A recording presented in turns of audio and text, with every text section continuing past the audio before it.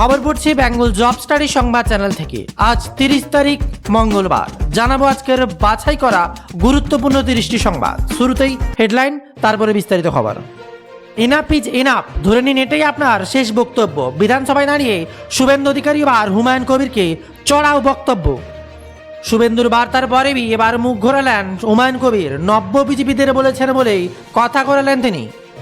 ববি ঘনিষ্ঠ আরও এক তৃণমূল নেতার বাড়িতে এবার পুলিশি তল্লাশি, তাতেই 70 লক্ষ টাকা উদ্ধার। বিরাট বড় খবর সামনে।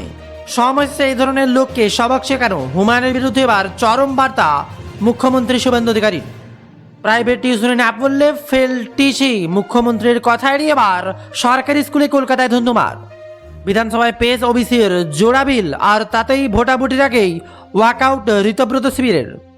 আবার ভেসে যাচ্ছেন পার্থ চট্টোপাধ্যায়। এবার এক গৃহবধূ এবার টাকা তোলা থেকে শুরু করে শ্লীলতাহানির অভিযোগ। আবারও পার্থ চট্টোপাধ্যায়ের গলার সামনে যেন এক বিপদ এসে দাঁড়ালো। ভালোই হয়েছে তৃণমূল হেরেছে। আচমকা কেন বিস্ফোরক কথা বললেন কুণাল ঘোষ, কিন্তু কেন তার কারণ শুনলে আপনিও চমকে যাবেন। এবার বেআইনি নির্মাণ ভাঙতে সুকান্ত সেতুর নিচে এবার উচ্ছেদের নোটিশ। এবার অভিষেকের মামলা শুনল না হাইকোর্ট। এবার বিদেশ যাত্রায় বাধা। বিরাট খবর সামনে অভিষেক বন্দ্যোপাধ্যায়কে নিয়ে। বাংলায় আগে দুর্বল মুখ্যমন্ত্রী ছিলেন মমতা বন্দ্যোপাধ্যায়। আমাকে মমতা বন্দ্যোপাধ্যায় ভাববেন না। দুর্বল মুখ্যমন্ত্রীর আমলে আপনি যা খুশি বলেছেন, এখনো বলে পার পাবেন না। হুমায়ুনকে কড়াবাসে আক্রমণে গোটা বাংলা যেন এক নতুন শিক্ষা পেল। চারানার নকুলদানা, তার আবার কেস মোমো। এবার কুণাল বন্দ্যোপাধ্যায় ঋতব্রতকে নিয়ে 21শে জুলাই লোক জোগাড় নিয়ে একের পর এক কটাক্ষের বার্তা। আরই বাকি এবার জয়প্রকাশ মজুমদার মামলা থেকে সরে দাঁড়ালেন বিচারপতি তীর্থঙ্কর ঘোষ। ওবিসি সংরক্ষণ বিলে এবার বিরোধিতা। হুমায়ুন কবির একের পর এক রাজ্যের আইন নাম তুলে এবার প্রতিবাদ তার মুখেই। 58 লক্ষ উদ্ধার, তারপরেও কেন গ্রেপ্তার হয়নি এবার? কেন বা মামলা দায়ের হয়নি? একের পর এক প্রশ্ন উঠছে এবার। প্রশ্নের মুখে ত্রাস।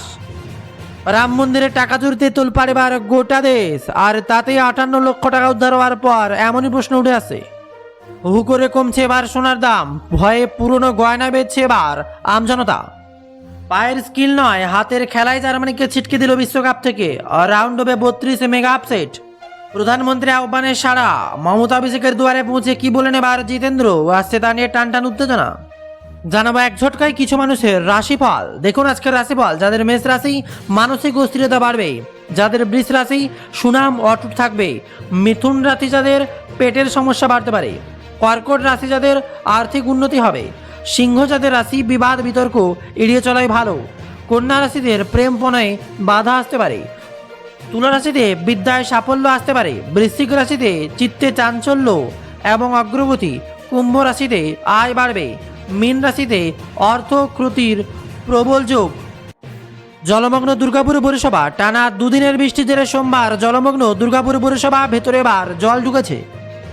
অন্নপূর্ণা যোজনা নিয়ে অশান্তি। অন্নপূর্ণা যোজনার ফর্ম জমা দিতে গিয়ে হারানোর অভিযোগ। একাধিক নথি পেশ করেও বেশিরভাগ আবেদন বাতিল করা হয়েছে বলে অভিযোগ উঠেছে। সোমবার সকাল থেকে মুর্শিদাবাদের ধুলিয়ানা পুরসভার সামনে বিক্ষোভ দেখান প্রতিবেশীরা। হুমায়ুনের সমালোচনায় এবার নওশাদ। হুমায়ুন কবিরের বিতর্কিত বক্তৃতায় বিরোধিতা করলেন আইএসএফ বিধায়ক নওশাদ সিদ্দিকী। তিনি সমর্থন জানালেন আইইউজেপি বিধায়ক সমর্থন শুভেন্দু অধিকারীর বক্তব্যকে। একই সঙ্গে নওশাদের সংযোজন, আইন সকলের জন্য একইভাবে প্রয়োগ করা হোক। প্রধানমন্ত্রী নরেন্দ্র মোদীর বিরাট বড় সিদ্ধান্ত। 1 জুলাই থেকে পেট্রোল ডিজেল কেনা সংক্রান্ত গুরুত্বপূর্ণ নিয়ম কার্যকর হচ্ছে। কেন্দ্র জনবৃত্তি এবং প্রতি গাড়ির জন্য জ্বালানি কেনার ক্ষেত্রে 200 লিটারের সর্বোচ্চ সীমা তুলে নেওয়া হচ্ছে। 12ই জুন থেকে এই সীমা কার্যকর ছিল, এবার তা তুলে নেওয়া হচ্ছে বলে খবর সামনে। বাংলা রাজনীতি এবার অন্য মাত্রায়। এবার কুণাল ঘোষ ঋতব্রত। এবার বড় ক্লু দিলেন কুণাল। বিরাট বড় খবর। শাসক ইকবাল জামিন নেওয়া নিয়ে কটাক্ষ করলেন কুণাল ঘোষ। বললেন শামস ইকবাল সিটিং শিবির, তাই ছাড়া পায়। অন্যদিকে আরও কারো ক্ষেত্রে দিনের পর দিন জামিন হয় না। বাঁচতে চাই বিজেপি, তাই এটা এখন বিরোধী শিবিরের অনেকের স্লোগান। অবৈধ সম্পত্তি বাঁচাতে তাই বিজেপিতে। এমনই বিরাট বড় বার্তা কুণাল ঘোষের। আর অন্যদিকে আবার মেকওভার হবে কলেজ স্ট্রিটের বইয়ের দোকান নিয়ে বড় সিদ্ধান্ত অগ্নিমিত্রার। ডিজিটাল যুগে এবার বইয়ের কোনো বিকল্প হয় না, দাবি মন্ত্রী। বললেন বর্তমান প্রজন্মে মোবাইল স্ক্রিনে আটকে গিয়েছে, বই থেকে দূরে সরে যাচ্ছি।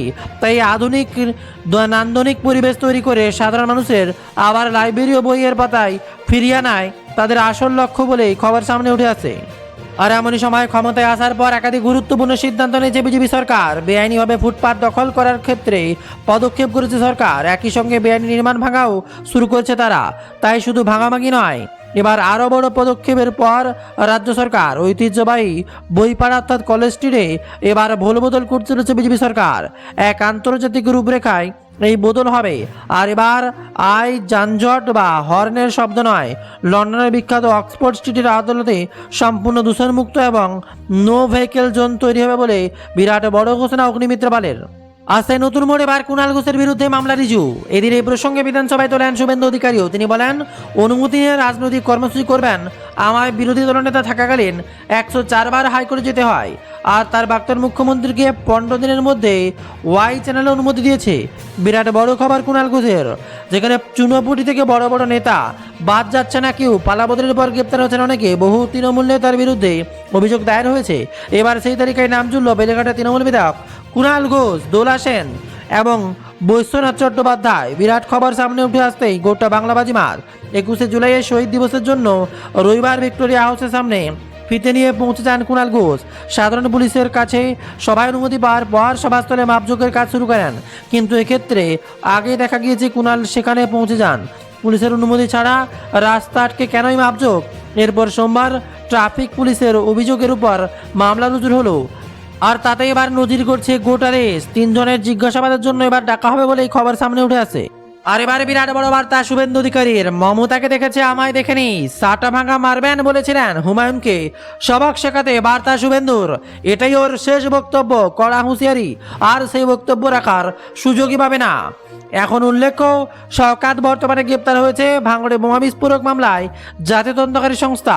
আর এবার গ্রেপ্তার করেছে তাকে। শওকাতকে সেই প্রসঙ্গ তুলেই শুভেন্দু বলেন, ওর অবস্থা শওকাতের মতো হবে, এমন অবস্থা নেব। মমতাকে ডিল করেছে, আমায় করেনি। এমন অ্যাকশন নেব, বুঝবে আইনের শাসন কাকে বলে। আমি দুর্বল মুখ্যমন্ত্রী নয়। মমতা পাননি যে যা খুশি বলে দেবেন। শুভেন্দুর কড়া বার্তা। বেফাস মন্তব্য করেছিলেন হুমায়ুন কবির। আর তার এই বিতর্কিত মন্তব্যে এমন ছিল, এমন সাটাভাঙা মার দেব বিজেপির পতাকা বইবার লোক থাকবে না। সে নিয়েও এবার হুমায়ুনকে চাতা চলা বাসে আক্রমণ করেন মুখ্যমন্ত্রী শুভেন্দু অধিকারী। আর তার দিকে তাকিয়ে রয়েছে গোটা দেশ। খবর উঠছে, তিনি গুন্ডা দমন বিল নিয়ে বিধানসভায় মন্তব্য করতে গিয়ে বারে বারে হুমায়ুনের প্রসঙ্গ তোলেন মুখ্যমন্ত্রী। হুঁশিয়ারি দিয়ে বলেন, ও নাওদার এলএল যে ভাষায় কথা বলেন, তৃণমূলের পাপের ফল বলে কটাক্ষ করেন শুভেন্দু। আপনাকে কেমন সেবক শেখাতে হয় সরকার মুখ্যমন্ত্রী শেখাবে। ভাষা সংযত করুন, আচরণ সংযত করুন। স্পষ্ট বার্তা এবার শুভেন্দু অধিকারীর। আর দিকে পারে নতুন দিদি নম্বর 1। আর তা নিয়েও তোলপাড়। বিরাট বার্তা বিস্ফোরক দিদি নম্বর 1। কনফিডেন্স মানুষকে মারে, নতুন দিদি নম্বর 1 নিয়ে বিস্ফোরক রচনা বন্দ্যোপাধ্যায়। শো বিগত 1 দশকের বেশি সময় ধরে বিকেল 4:30 বাজলেই বাঙালির ড্রয়িং রুমে একচেটিয়া রাজত্ব করেছিল। আর সেই রচনা বন্দ্যোপাধ্যায় এবার বিদায় মনে নিতে পারছে না। অনুরাগীরা বাদ পড়ার পর স্বাভাবিকভাবেই মন ভালো নেই রচনার। সম্প্রতি TV9 বাংলাকে দেওয়া এক সাক্ষাৎকারে নিজের অভিমান ও দিদি নম্বর 1-এর সঙ্গে জড়িয়ে থাকা আবেগের কথা, জড়ার কথা সামনে উঠে আসে। যেখানে বাংলা টেলিভিশনের ইতিহাসে যেন এক যুগের অবসান। জি বাংলার জনপ্রিয় রিয়েলিটি শো দিদি নম্বর 1-এর মঞ্চে বাদ পড়ল রচনা বন্দ্যোপাধ্যায়। যে শো বিগত 1 দশকের বেশি সময় ধরে হিট করেছে। বিকেল 4:30 বাজলেই বাঙালির ড্রয়িং রুমে এবার তার বিদায় হলো। নতুন কেউ আসছে এবার সেই দিদি নম্বর 1-এ। এবার স্মৃতির পাতা উল্টে রচনা বন্দ্যোপাধ্যায় জানান, এই শো এর সঙ্গে তার আত্মিক যোগ কতটা গভীর। তার কথায়, আমার ছেলের বয়স যখন মাত্র 3 বছর, সেই সময় থেকে আমি দিদি নম্বর 1 করছি। আমার কাছে এই শো আমার নিজস্ব সন্তানের মতো। ছেলেকে যেভাবে আঁকলে বড় করেছি, দিদি নম্বর 1-কেও ঠিক একইভাবে তিল তিল করে বড় করেছি বলে বার্তা দেন এবার রচনা বন্দ্যোপাধ্যায়। স্বাভাবিকভাবেই তার মনের মধ্যে কষ্ট থাকবেই। পুরনো দিনের কথা মনে করে তিনি বলেন, এমন দিন গিয়েছে যখন ছেলেকে সময় দিতে আবার শোয়ের শুটিং সামলাতে হবে। তাড়াহুড়ো করে মেট্রো চড়ে বাড়ি ফিরেছি, রাতে শুটিং শেষ করেছি যাতে কেউ চিনতে না পারে। তাই বোরখা পরে বাড়ি ফিরতাম। এই শোর সঙ্গে আমার ঠিক এমন একটা অনুভূতি জড়িয়ে রয়েছে। এমনই বার্তা দিলেন এবার রচনা বন্দ্যোপাধ্যায়।